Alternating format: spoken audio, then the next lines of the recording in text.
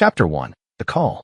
Gabriel Phillips was rebuilding a 1967 Mustang in his garage when his phone rang. 21 years as Marine Force Recon had taught him to read people through their voices, and the smug tone on the other end made his jaw tighten immediately. Is this Lindsay Phillips' father? The voice belonged to someone who enjoyed having power over others. Speaking, Gabriel set down his wrench, wiping grease from his calloused hands.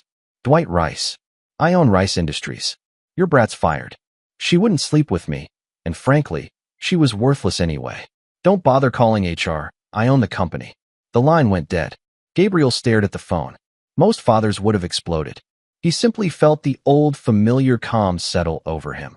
The same sensation he'd experienced in Fallujah, in Kandahar, in a dozen places where staying ice cold kept you alive. Lindsay was 24, brilliant, and had landed her dream job in corporate compliance at Rice Industries 6 months ago. She'd been so proud. Gabriel had watched his daughter work 80-hour weeks, come home exhausted but excited about making a difference. She'd specifically chosen compliance work because she wanted to help companies do the right thing. He called her. She answered on the first ring, her voice thick with tears. Dad, I'm so sorry. Stop. Tell me exactly what happened. Through her sobs, the story emerged. Dwight Rice had been making advances for months. Subtle at first, comments about her appearance, invitations to private dinners. Then escalating. Last week, he'd cornered her in his office during a supposed performance review. Told her compliance officers who played ball got promoted. Those who didn't got fired. When she tried to leave, he'd grabbed her wrist. She'd reported it to HR. The HR director, a woman named Charlene Harris, had looked sympathetic but helpless. Mr. Rice is the company, she'd said quietly. I'm sorry. Today, security had escorted Lindsay out with her belongings in a cardboard box. Where are you now? Gabriel asked. Mom's house. His ex-wife Regina had remarried, lived across town. Stay there. I'm coming over. Gabriel grabbed his jacket and headed out. But first, he made a call to an old friend from his recon days, Merle Singleton, who'd gone private sector after the Corps and now ran a digital security consulting firm. Merle, I need a favor. Can you access security footage from a corporate building? Depends. Legal or illegal? Start with legal. See what you can pull from public records, FOIA requests, anything official. Then we'll talk about the rest. What am I looking for? Predators. At Regina's house, Lindsay looked smaller than Gabriel had ever seen her. His daughter was 5'10", played Division II volleyball in college. Now she was curled on the couch, eyes red. Regina met him at the door. They'd divorced 8 years ago, but they'd stayed civil for Lindsay's sake. She won't eat, Regina whispered. Just keeps crying and saying her career is over. Gabriel sat beside his daughter. It's not over. Dad, he blacklisted me. He has connections everywhere in this industry. I already checked. 3 companies I applied to withdrew their offers today. Today, Dad. He made calls. Tell me about the other women. Lindsay looked up. What? In a company that size, you're not the first. There are always others. She hesitated. There's a woman named Nikki Nichols. She worked in accounting. She warned me when I first started. Said to never be alone with him. I thought she was exaggerating. She wasn't. Gabriel's phone buzzed. A text from Merle. Call me. Now. He stepped outside. What did you find? Jesus, Gabe. Merle's voice was tight. I pulled building security footage. Rice Industries uses an outdated system. They store everything locally, and their firewall is a joke. I accessed the last 6 months. This guy, he's a predator. Documented assaults in his office. I count 14 different women. Some fought back. Some froze. All of them looked terrified afterward. Gabriel's hand clenched around the phone. Send me everything. Gabe, this is evidence of serious crimes. You need to go to the police. I will. But first, I need to see what we're dealing with. That night, Gabriel watched the footage in his home office. Each video made him colder, more focused. Dwight Rice was systematic. He'd call women to his office for private meetings. Lock the door. Move behind his desk where the camera angles were limited, but you could still see enough. Inappropriate touching. Forced kisses. Worse. The women's faces haunted Gabriel. Terror. Shame. That desperate look of someone trapped. He'd seen that look before, in villages in Afghanistan, where warlords operated with impunity because they had money and connections. The local police wouldn't help. The tribal leaders looked away. Americans called it corruption. Gabriel called it cowardice. In one video, Dwight Rice looked directly at the camera and smiled. He knew he was being recorded. He didn't care, because men like Dwight Rice never faced consequences. They hired lawyers, paid settlements with NDAs, and ruined anyone who spoke up. They operated in plain sight because the system protected wealth and power. Gabriel had spent 21 years serving that system, believing it meant something. Now he was done believing. He picked up his phone and started making calls. Chapter 2. Reconnaissance. The next morning, Gabriel drove to Rice Industries, a gleaming 15-story building in the business district. He wore civilian clothes, jeans, a flannel shirt, work boots. To anyone watching, he looked like a contractor or delivery person. Invisible. Force Recon had taught him that intelligence won wars before the first shot was fired. You studied your enemy. You learned their patterns, their weaknesses, their routines. You found the gaps in their defenses. Dwight Rice thought he was untouchable. Gabriel needed to know if that was true. He sat in his truck across the street for 3 hours, observing. Rice Industries had standard corporate security, badge access, security guards at the main entrance, cameras at obvious points. But Gabriel noticed what most people missed. The parking garage had a blind spot near the southwest stairwell. The loading dock saw deliveries every day at 2 p.m., and the guard there spent most of his time on his phone. The executive floor had motion sensor lights that went dark after 8 p.m., suggesting no overnight security patrols. At 11:30 a.m., Dwight Rice emerged from the building. 6'2", expensive suit, silver hair styled perfectly. He walked with the confidence of someone who'd never been told no.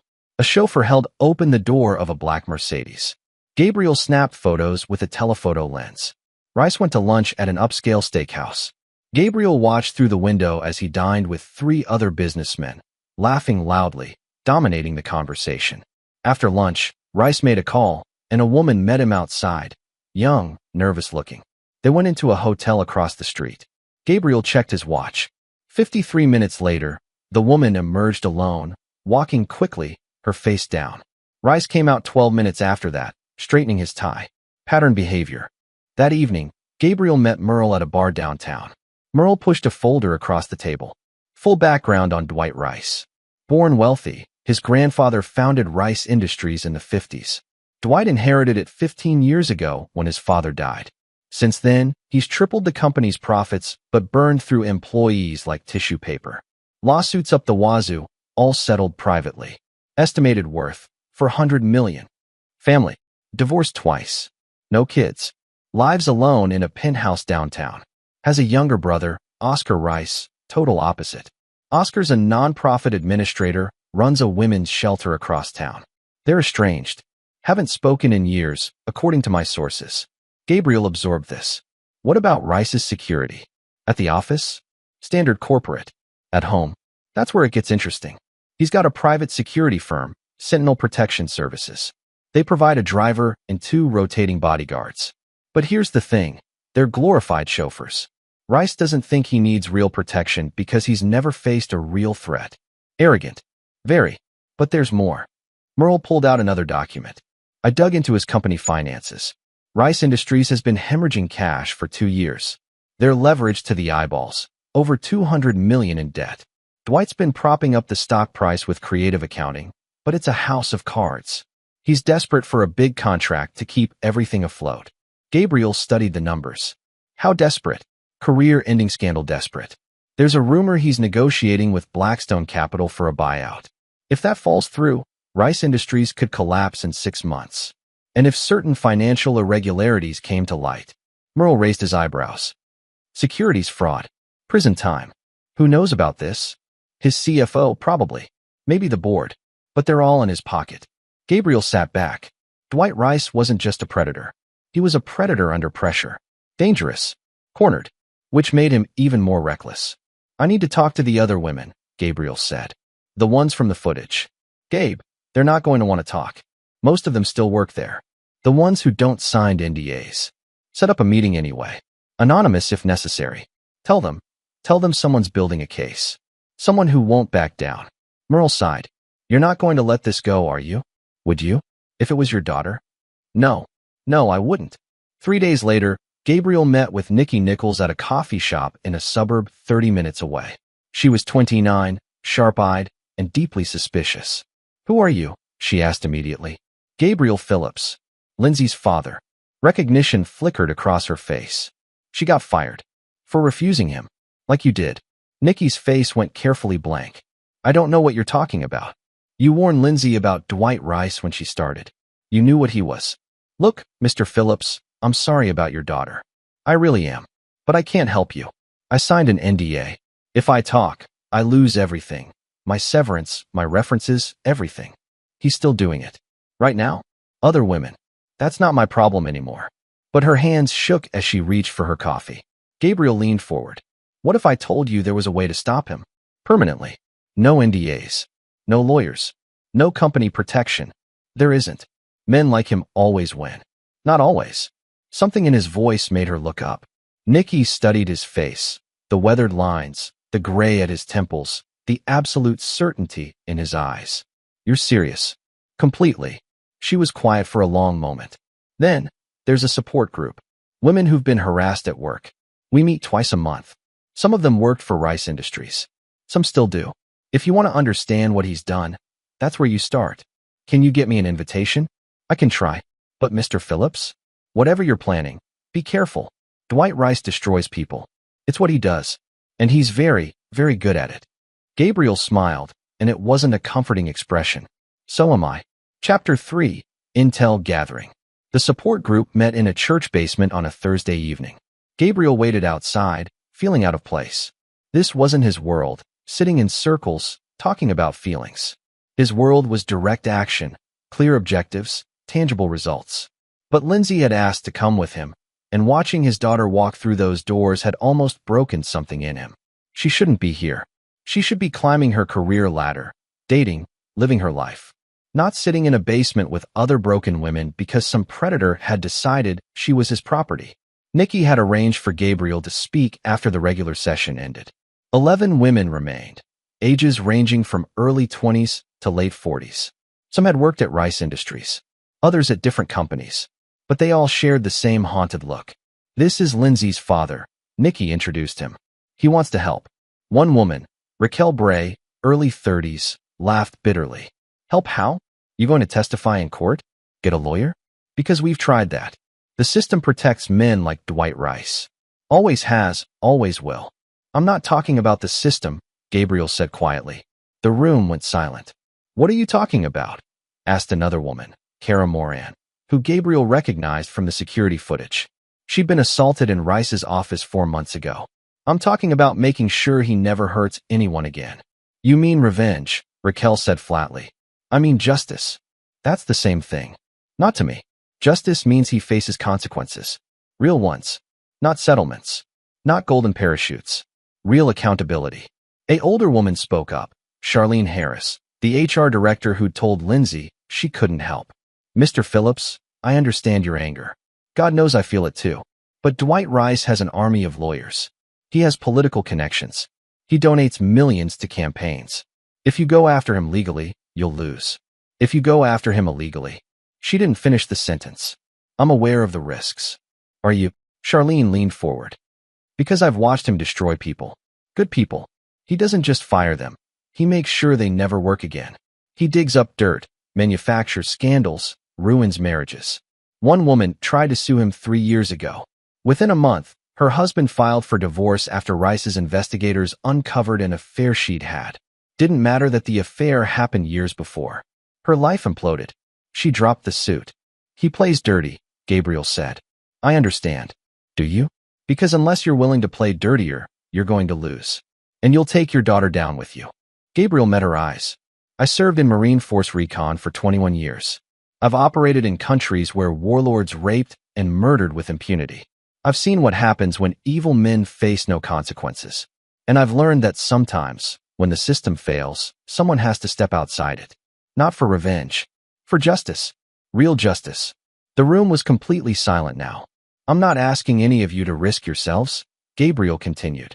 "I'm not asking you to testify or come forward or do anything that puts you in danger. I'm just asking for information. Help me understand who Dwight Rice really is. His patterns.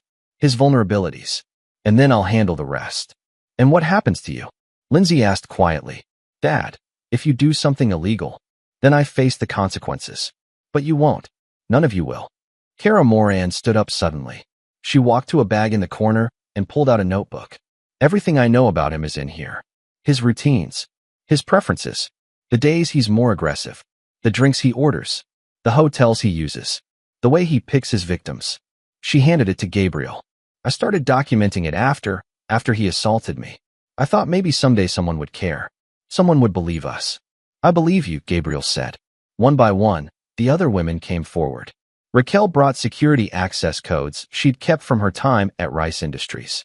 Another woman, Heidi Russell, provided details about Rice's offshore accounts that she'd discovered while working in finance. Charlene Harris gave him the names of Rice's enablers, the board members who looked the other way, the lawyers who crafted the NDAs, the investigators who intimidated victims. By the end of the night, Gabriel had a complete intelligence dossier on Dwight Rice. Every pattern, every weakness, every dirty secret. As the women filed out, Charlene pulled him aside. Mr. Phillips, one more thing. Dwight has a weakness. He's obsessed with control. Absolutely obsessed. He doesn't just want power, he needs it.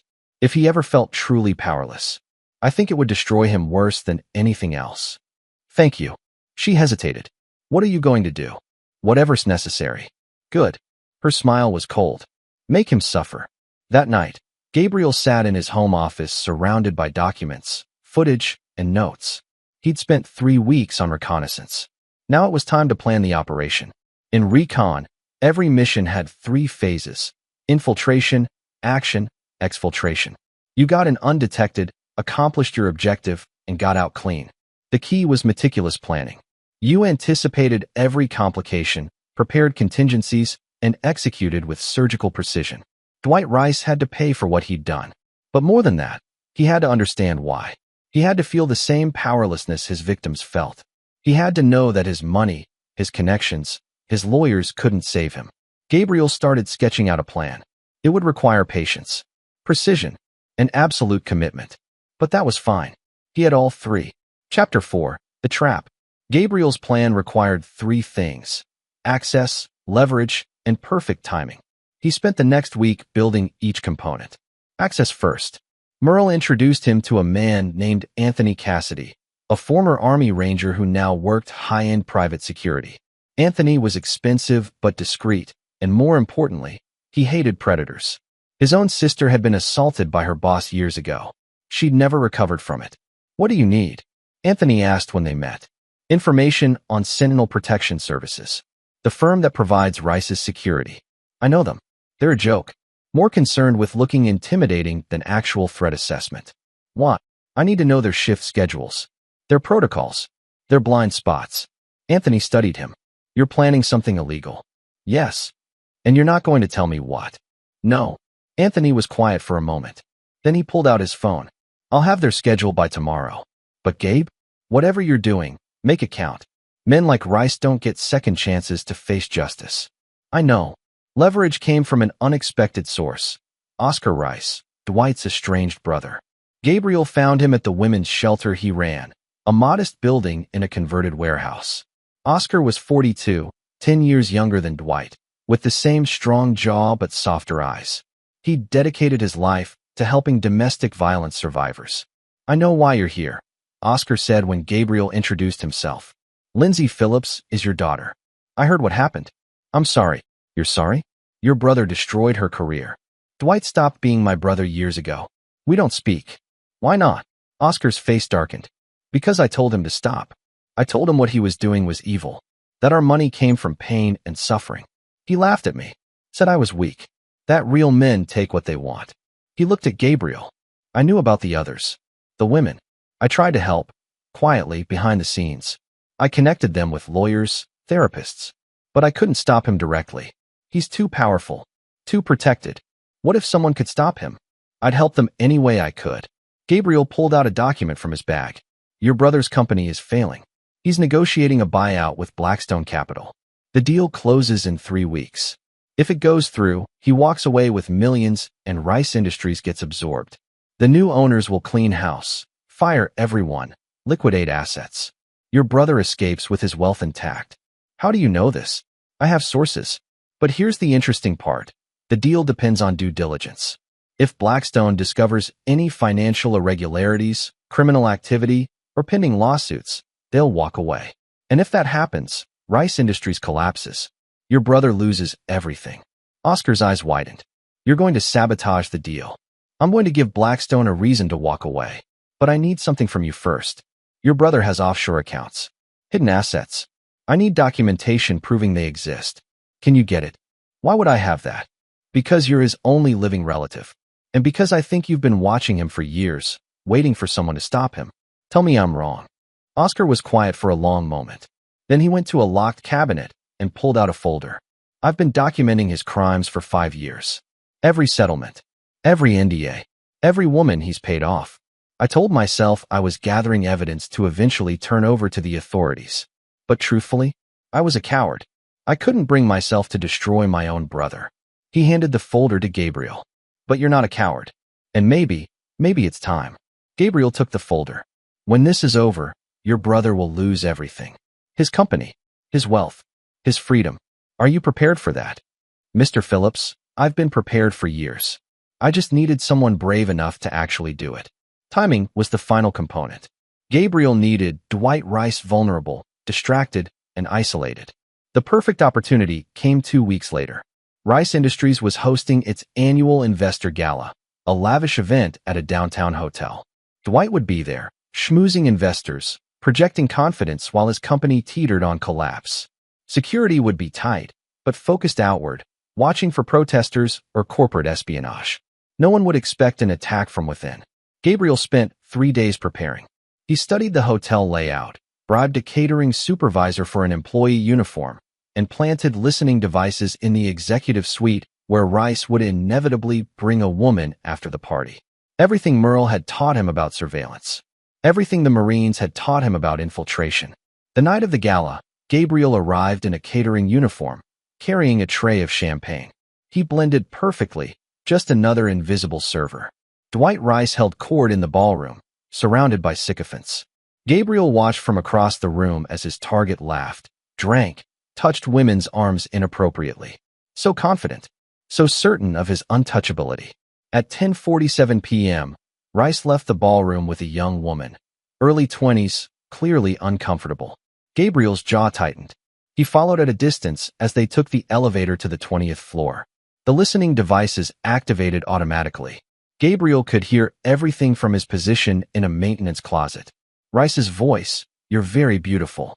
Has anyone told you that?" The woman, "Mr. Rice, I really should get back to the party. Call me Dwight.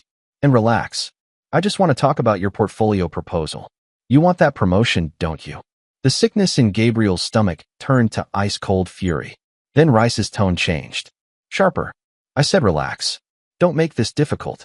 Please, A sound. A door slamming. The woman's voice rising in panic. Gabriel was moving before he realized it, abandoning the plan, abandoning caution. He took the elevator up, his Marine training overriding everything else. Mission objectives didn't matter when someone was in immediate danger. He reached the 20th floor. The executive suite door was locked. He kicked it open. Inside, Dwight Rice had the woman pinned against the wall. She was crying, pushing weakly against his chest. "Get away from her," Gabriel said quietly. Rice spun around, his face flushed with alcohol and rage. "Who the hell are you?" "Security. They're not coming." Gabriel had jammed the hotel's security frequencies. "Step away from her. Now." The woman scrambled away, running for the door. Gabriel let her go. Rice straightened his tie, composing himself with remarkable speed. "I don't know who you are, but you've made a serious mistake. Breaking into my private suite? That's a felony. I'll have you arrested. Sued. Destroyed. Lindsay Phillips." Rice's face went blank. Then he laughed. "Oh, this is priceless. The brat sent her daddy to defend her honor? What are you going to do, old man? Beat me up? Go ahead. I've got lawyers who'll eat you alive." "I'm not going to beat you up," Gabriel said calmly. "I'm going to destroy you." "Really? And how do you plan to do that?" Gabriel pulled out his phone and played a video. Security footage from Rice's office. 14 different women. 14 assaults. Rice's smile faded. "Where did you get that?" "It doesn't matter. What matters is I've sent copies to the FBI, the SEC, and the legal teams at Blackstone Capital, along with documentation of your offshore accounts, financial irregularities, and a comprehensive list of every settlement you've ever paid. Your buyout deal? Dead. Your company? Finished. And you're going to prison. Rice's face went white. You're lying. You can't. I already did. Check your phone. Your lawyers have been trying to call you for the last 30 minutes. Rice grabbed his phone. 17 missed calls. His hands shook as he listened to his voicemail. Gabriel watched the exact moment the reality hit him. The color drained from his face. His legs went weak. No, Rice whispered. No, this can't. It's over, Dwight. Everything you built. Everything you stole. It's all gone. Rice looked up, and for the first time, Gabriel saw fear in his eyes. Real, genuine terror. Who are you? I'm a father.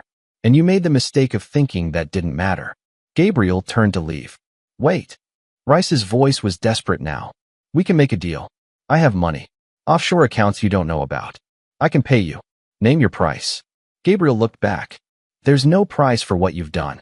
No amount of money that makes it right. You spent years making women feel powerless. Now you know how it feels. He walked out, leaving Dwight Rice alone in his executive suite, surrounded by the ruins of his empire. Chapter 5. Convergence. The next 72 hours were chaos. Blackstone Capital withdrew from the buyout deal within 6 hours of receiving Gabriel's evidence packet. Their statement was terse. Due diligence has revealed irregularities inconsistent with our acquisition standards. Wall Street understood what that meant. Rice Industries' stock price collapsed 68% in a single trading day. The FBI opened a formal investigation into securities fraud and embezzlement. The evidence Gabriel provided, compiled from Heidi Russell's financial documents and Oscar Rice's documentation, showed a pattern of hiding losses, inflating revenues, and transferring company assets to personal offshore accounts. But the real destruction came from a different source. Someone, Gabriel suspected Merle, though his friend never confirmed, sent the security footage to 3 major news networks simultaneously. By Tuesday morning, Dwight Rice's face was on every news channel. The footage had been edited to protect the victims' identities, but the assaults were clear and undeniable. 14 women. 6 years. Systematic predation. The outcry was immediate and vicious. Rice Industries' board called an emergency meeting and voted to remove Dwight as CEO. His lawyer issued a statement denying all allegations, but by then it didn't matter. The court of public opinion had already rendered its verdict. By Wednesday, the first criminal charges were filed. Sexual assault, criminal battery, witness intimidation. The prosecutor, a woman named Adriana Connolly, held a press conference and promised more charges were coming. Gabriel watched it all unfold from his home office. Lindsay sat beside him, tears streaming down her face. Is it really over? She asked. Yes. He's going to prison? Yes. She was quiet for a long moment. Then, thank you, Dad. Gabriel put his arm around his daughter. You don't thank me. This is what fathers do. We protect our children. But Gabriel knew it wasn't truly over. Dwight Rice was facing legal destruction, but men like him always had escape plans. Hidden money, favors to call in, ways to slip through the cracks. His suspicions were confirmed when Anthony Cassidy called him Thursday morning. We have a problem, Anthony said without preamble. Rice is planning to run. I've got a source inside Sentinel Protection Services. They're arranging a private flight to Brazil tomorrow night. No extradition treaty. Gabriel's hand tightened on the phone. Where and when? Private airfield outside the city. 10 p.m. But Gabe, if you're thinking of stopping him, you need to be careful. He's desperate now. Desperate men do desperate things. I know. Thanks for the heads up. Gabriel hung up and immediately called Merle. I need surveillance on Dwight Rice. Everything. His location. His communications. His movements. Already on it. He's holed up in his penthouse. But Gabe? Something's off. He made a call this morning to someone named Tyler Strickland. Strickland runs a private investigation firm, but the nasty kind. The kind that makes problems disappear. Gabriel's blood ran cold. He's targeting someone. Yeah, and based on the timing, I think it's you or Lindsay. Gabriel moved Lindsay to a safe house that afternoon, a cabin 2 hours outside the city that belonged to another former Recon Marine, Ben Freeman. Ben had lost both legs in Afghanistan, but still kept his shooting skills sharp. He greeted Lindsay with a warm smile and a rifle. "Nobody's getting past me," Ben promised Gabriel. "She's safe here." Regina wanted to come too, but Gabriel convinced her to stay in the city, visible and public. If Rice's investigators saw her going about her normal life, he'd assume Lindsay was still accessible. That night, Gabriel sat in his truck outside his own house, waiting. He'd left all the lights on, made it look like he was home. At 11:15 p.m., a car pulled up. Two men got out. They wore dark clothes and moved with professional efficiency. One headed for the front door. The other circled around back.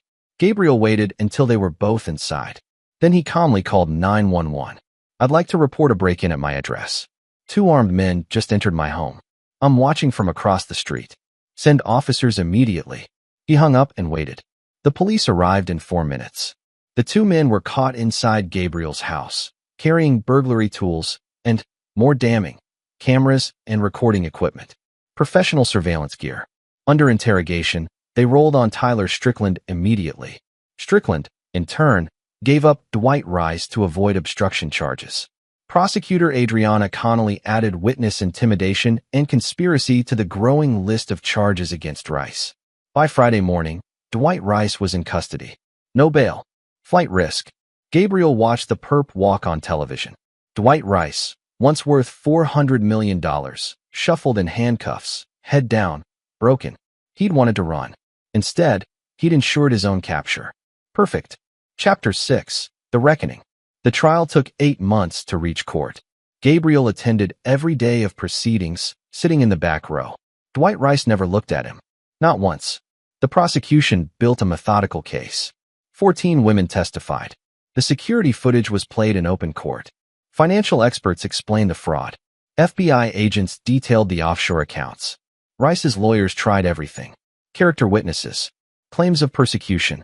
Suggestions that the women were lying for settlement money. But the evidence was overwhelming, and the jury saw through every deflection. Gabriel watched Dwight Rice's face throughout the trial. Watched as the guilty verdict was read. Watched as the judge sentenced him to 23 years on the criminal charges, with financial penalties totaling $417 million, more than his entire net worth. Rice Industries declared bankruptcy. The assets were liquidated, with proceeds going to the victims and creditors. Dwight Rice lost everything. As they led him away in shackles, Rice finally looked at Gabriel. Just for a moment, Gabriel met his gaze evenly. This is what powerlessness feels like, Gabriel thought. This is what you made them feel. Outside the courthouse, Gabriel found Oscar Rice waiting on the steps. "Thank you," Oscar said simply, "for stopping him, for doing what I couldn't. You helped. Not enough. Not soon enough. You're helping now. The women's shelter. The survivors you work with. That matters too." Oscar nodded. "The settlement money. The victims are getting most of it, but there's some left over. I want to create a foundation. For women who've been harassed at work. Legal support. Therapy. Job placement. Would Lindsay consider being on the board?" Gabriel smiled. "I think she'd like that." Lindsay had spent the last 8 months rebuilding. She'd taken a job at a nonprofit, working on workplace harassment prevention programs. She'd testified at the trial with courage that made Gabriel's chest ache with pride. She'd started therapy and slowly, painfully, began to heal. Now, standing outside the courthouse after the sentencing, she looked different. Stronger. More certain. "Is it really over?" she asked Gabriel, echoing her question from months ago. "Yes. This time it really is. I keep waiting to feel, I don't know, relief? Satisfaction? But mostly I just feel tired. That's normal. Justice doesn't fix what happened. It just makes sure it doesn't happen again." Lindsay was quiet for a moment. "Then, Dad, what you did, it wasn't entirely legal, was it?" Gabriel considered lying. But his daughter deserved the truth. "No. Some of it crossed lines." "Are you going to face charges?" "I don't know. Maybe. Was it worth it?" Gabriel looked at his daughter, his brilliant, brave, unbroken daughter, and smiled. Every second of it. She hugged him tightly. "I love you, Dad. I love you too, sweetheart." That night, Gabriel received a visit from FBI agent Kelvin York. The agent sat in Gabriel's kitchen, accepting a cup of coffee, and studied him carefully. "Mr. Phillips, I need to ask you some questions about how you obtained the evidence against Dwight Rice. I figured you might. Some of it was legally obtained through FOIA requests and public records. But the security footage? The financial documents? The surveillance at the hotel? York raised his eyebrows. Those were acquired through illegal means. I'm aware. You could face charges. Illegal wiretapping, breaking and entering, computer fraud. The list is extensive. Gabriel nodded. I understand. York was quiet for a long moment. Then he set down his coffee cup. Here's the thing, Mr. Phillips. Technically, I should arrest you right now. But the evidence you provided put away one of the most prolific sexual predators we've ever investigated. 14 victims. Probably more who never came forward. And your methods, while illegal, didn't taint the evidence. We were able to verify everything independently. What are you saying? I'm saying that sometimes justice requires people to operate outside the system. I don't like it. It makes me uncomfortable as hell. But I also have a daughter. And if someone did to her what Rice did to Lindsay, York met Gabriel's eyes. I'd want someone like you in my corner. So what happens now? Officially? This conversation never happened. Unofficially? Watch yourself. Because if you ever cross those lines again, I won't look the other way twice. Fair enough. York stood to leave, then paused at the door. Your daughter testified beautifully, by the way. She's going to be okay. I know. Good. Because you did right by her.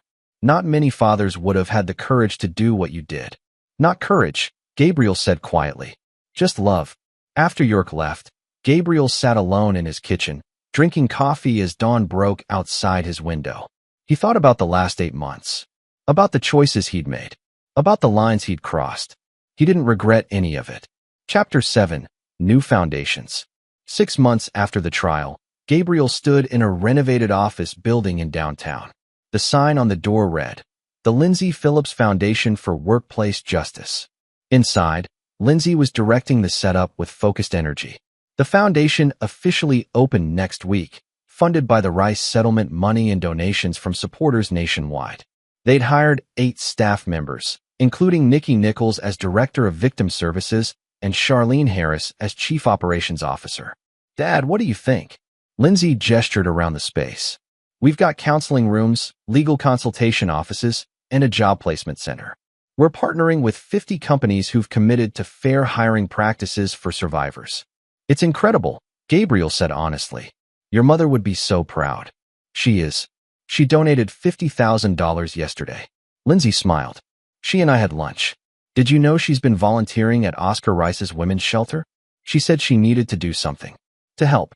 Gabriel felt warmth in his chest. Regina had her own traumas. They divorced in part because of his military deployments, the emotional distance he'd maintained. But she'd always had a good heart. How are you doing? Gabriel asked. Really? Lindsay considered. Better. I still have nightmares sometimes. Still feel angry when I think about what he did to all of us. But I'm channeling it. Making sure other women don't face what we faced. That helps. She paused. And therapy helps too. Dr. Brewer is amazing. Have you thought about talking to someone? About what you went through? I'm fine. Dad. She gave him a look. You spent months planning an elaborate revenge scheme, broke multiple laws, and took down a wealthy predator. That's not nothing. It takes a toll. I did what needed to be done. I know. But you're allowed to process it too. You're allowed to have feelings about it. Gabriel pulled his daughter into a hug. When had she become so wise? I'll think about it. Good. Because I need you healthy.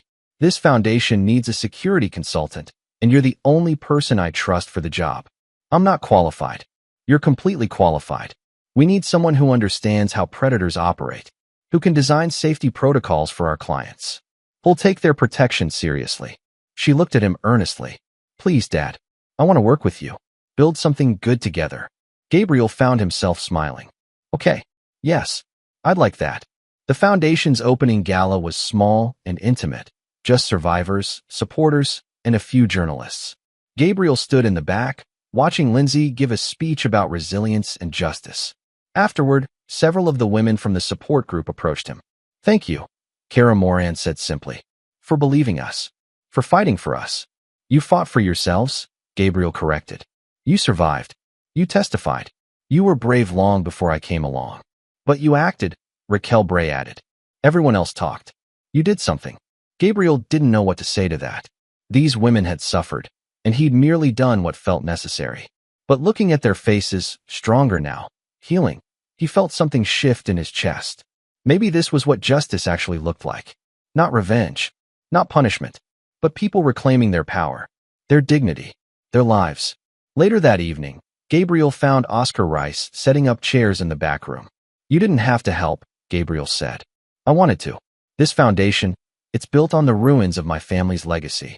I want to be part of making something better from that wreckage." "How's the shelter?" "Growing. We expanded to a second location last month. And we're starting a program to help male survivors too. Abuse doesn't discriminate." Oscar paused. "I visited Dwight last week. In prison." Gabriel stiffened. "Why?" "Because he's still my brother. And because I needed to see if there was anything left of the person I once knew. And there isn't. He's bitter, angry, blames everyone but himself.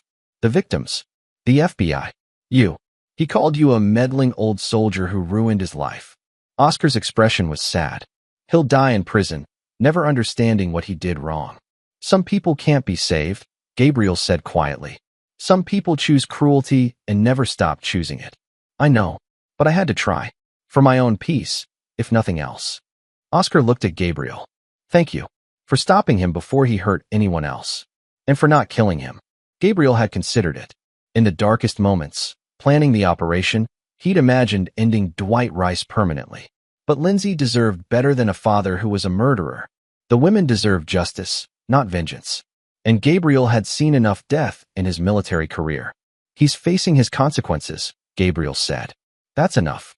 As the gala wound down, Gabriel stepped outside for air. The city lights glittered below, cars streaming past. Somewhere out there, other Dwight Rices existed. Other predators. Other women suffering in silence. But now there was also this, a foundation. A support network. Women helping women. Men like Oscar using their privilege for good. It wasn't enough. It would never be enough to undo the pain. But it was something. "Dad." Lindsay joined him outside. "You okay?" "Yeah. Just thinking. About how proud I am of you. About how you took the worst thing that ever happened to you and turned it into something that helps others. That takes real courage." Lindsay leaned her head on his shoulder. "I learned from the best." They stood together in comfortable silence, watching the city. Father and daughter. Survivor and protector. Two people who'd walked through fire and come out stronger. Chapter 8. Ripples. 3 months later, Gabriel was conducting a security assessment for a tech startup when his phone rang. Unknown number. "Mr. Phillips? This is Irene Brewer. I'm a journalist with the Washington Post." Gabriel's guard went up immediately. "How can I help you?" "I'm writing a story about workplace predators and the failure of corporate accountability. Multiple sources have mentioned your name. They say you were instrumental in bringing down Dwight Rice. I provided evidence to the authorities. That's all.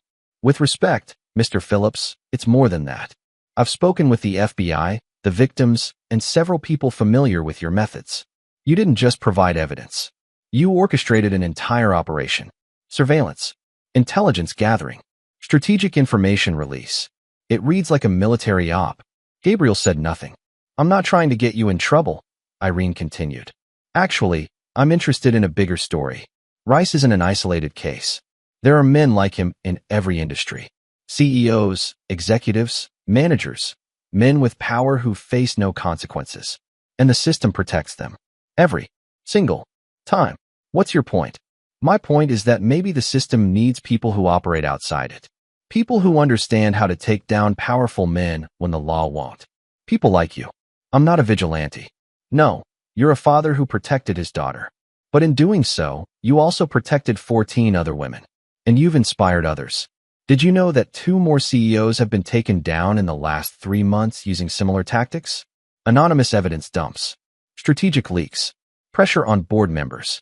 Someone's replicating your playbook." Gabriel felt something cold settle in his stomach. I didn't intend. Didn't you?" Irene's voice was gentle but probing. "You showed people that powerful predators can be stopped. That justice is possible outside the courtroom. Did you really think that message wouldn't spread? If people are breaking the law, they're breaking laws that failed their victims first. Look, I'm not glorifying vigilantism. But I am questioning a system where women have to rely on military veterans conducting illegal surveillance operations just to get justice. Don't you think that's worth examining?" Gabriel was quiet. "Will you talk to me? On the record? I want to tell Lindsay's story. The other victims' stories. And yes, Your story too. Not as a hero, I know you don't want that. But as someone who shows what happens when the system fails. I need to think about it. Fair enough.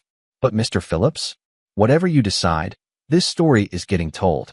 I'd rather tell it with your voice included. Gabriel discussed it with Lindsay that night over dinner. A newspaper story? Lindsay frowned.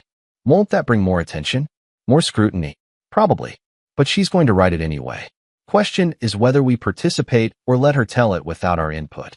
What do you think we should do? Gabriel considered. I think she's right about the system.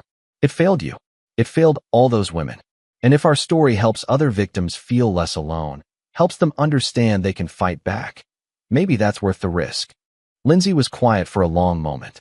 Then let's do it. On one condition. What's that? We tell the whole story. Not just the revenge part, but also the aftermath. The foundation. The healing. The fact that justice isn't just about punishment. It's about making things right. Deal. The Washington Post story ran 6 weeks later. Front page. Above the fold. When the system fails, how a father's mission for justice exposed corporate predation. The article was thorough and balanced.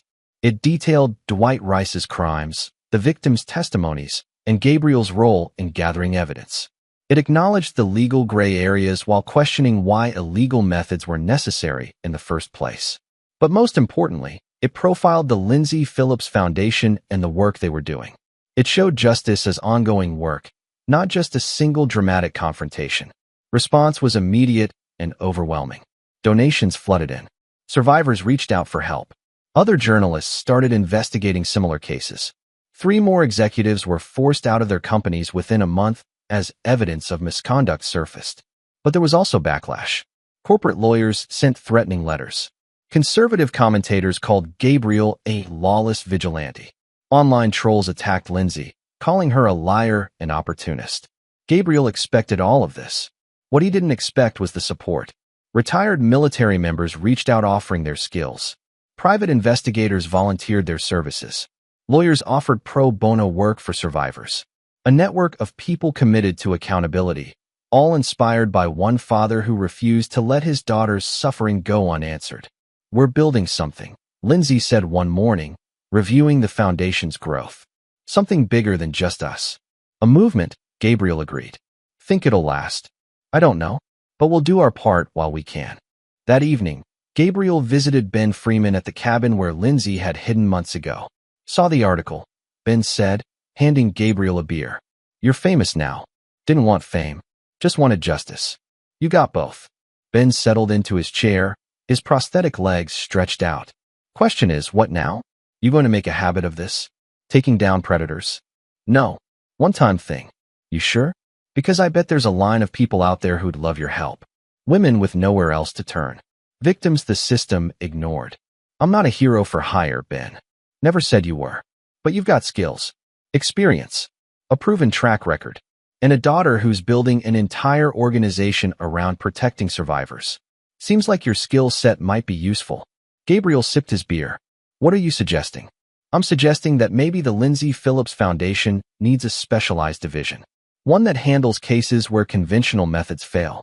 Legal when possible. Creative when necessary. And you'd be perfect to run it. That's vigilantism. That's justice. There's a difference. Gabriel thought about the women he'd met. The ones still suffering in silence. The predators still operating with impunity. The system that protected power over people. I'll think about it, he said finally. Ben smiled. That's all I ask. Chapter 9, Justice Served. 1 year after Dwight Rice's conviction, Gabriel stood at his daughter's college graduation ceremony. Lindsay was receiving her master's degree in social work, completed while running the foundation.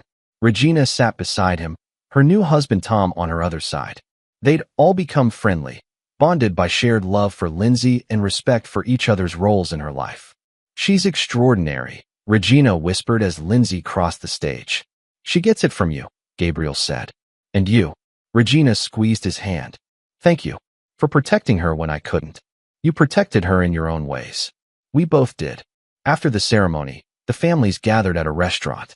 Lindsay was radiant, laughing with friends, planning the foundation's expansion. She'd grown so much in the last year. The trauma was still there, would always be there, but it didn't define her anymore. Oscar Rice stopped by to congratulate her. He'd become a regular presence in their lives, channeling his family's remaining resources toward good causes. The Rice name was slowly being rehabilitated, one charitable act at a time. Have you heard about Dwight? Oscar asked quietly. Gabriel tensed. What about him? He was attacked in prison last week. Another inmate. Someone whose daughter was assaulted by her boss. Oscar's expression was complicated. He survived, but he's in the hospital wing now. Solitary confinement for his own protection. Gabriel felt no satisfaction, no vindication, just a distant sadness for all the pain Dwight Rice had caused and suffered. He made his choices, Gabriel said. Now he lives with the consequences. Later that night, Gabriel returned home to find an envelope on his doorstep. No return address. Inside was a single typed page. Mr. Phillips, you don't know me, but my daughter was raped by her college professor. She reported it. The university did nothing, said there wasn't enough evidence. He's still teaching, still preying on students. I read about what you did for Lindsay, how you got justice when the system failed.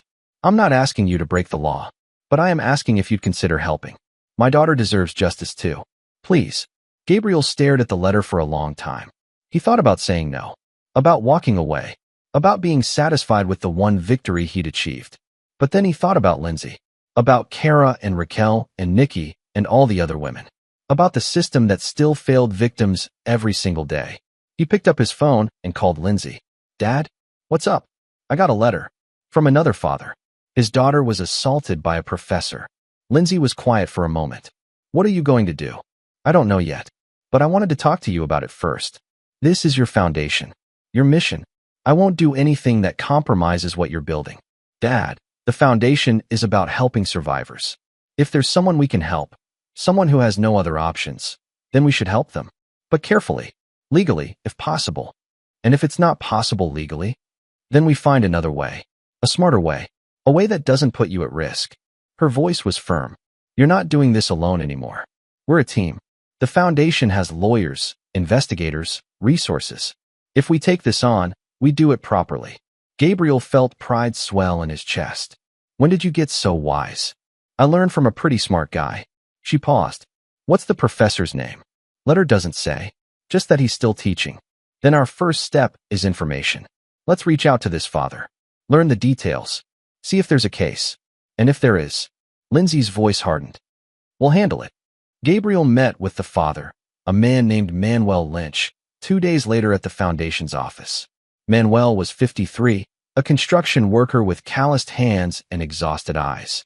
His daughter Fran sat beside him, 19 years old and hollowed out by trauma.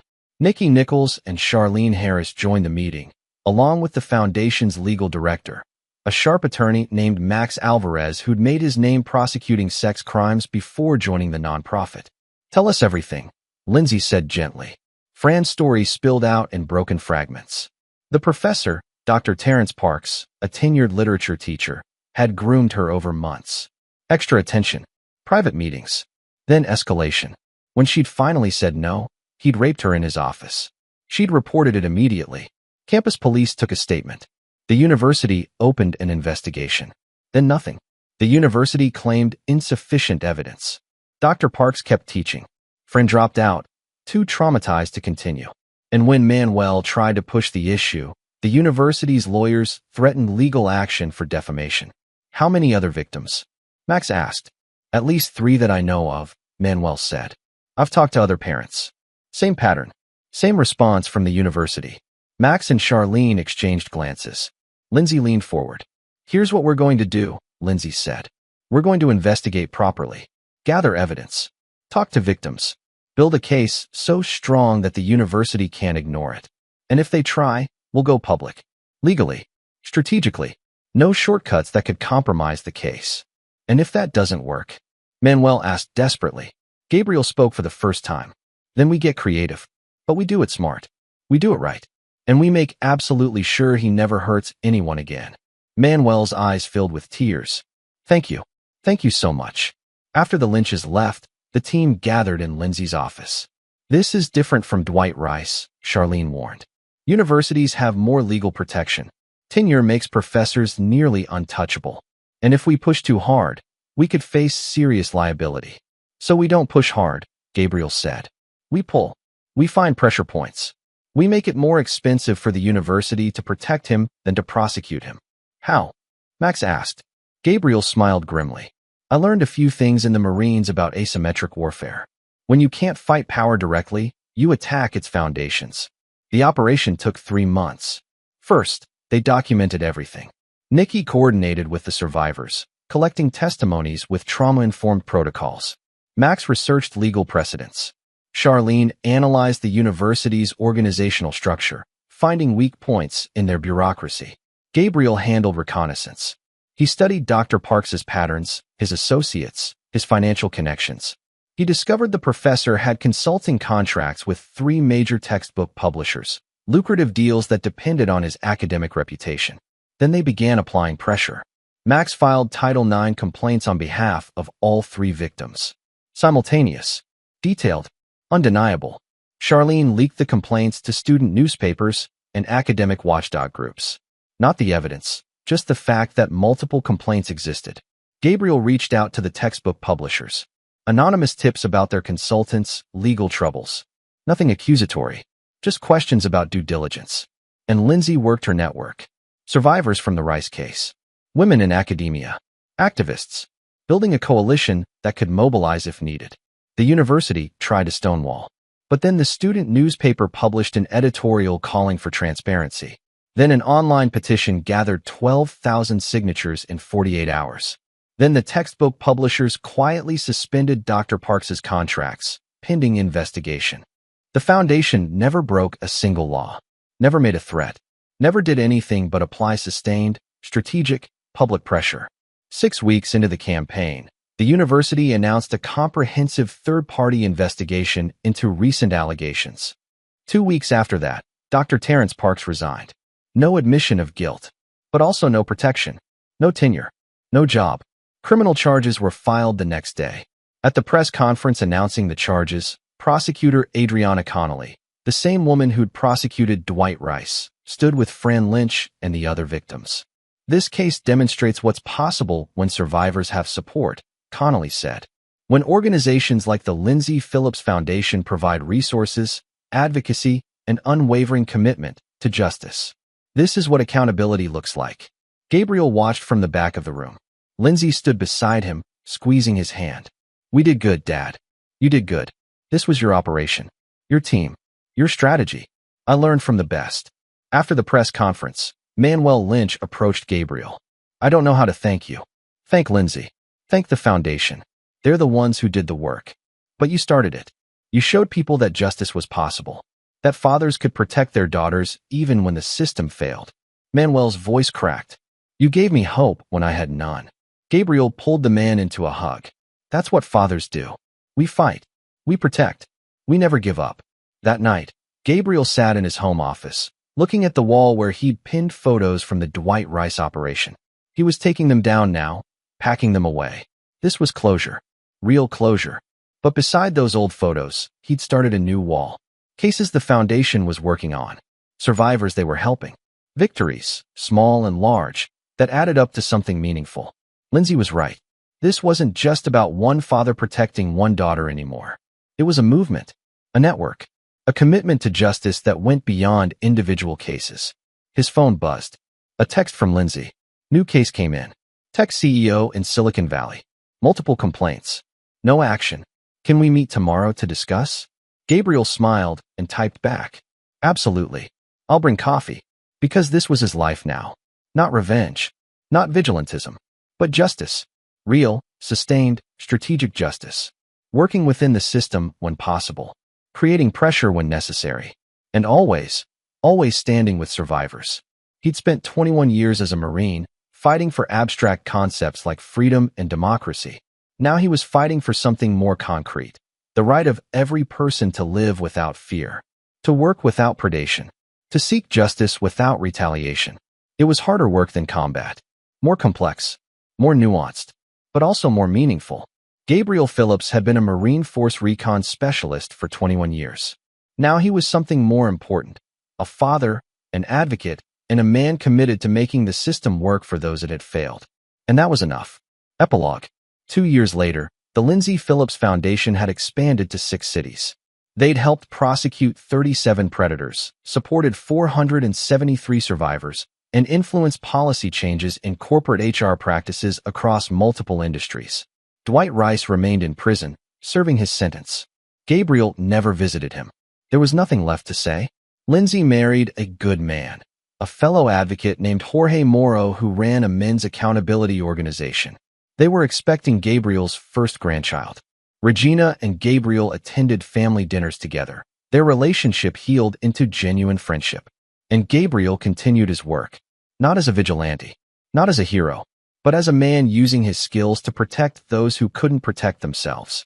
Because some things were worth fighting for. And some promises, the promise to protect your child, to stand up for justice, to refuse to let evil win, were worth keeping. No matter what. This is where our story comes to an end. Share your thoughts in the comments section. Thanks for your time. If you enjoy this story, please subscribe to this channel. Click on the video you see on the screen, and I will see you there.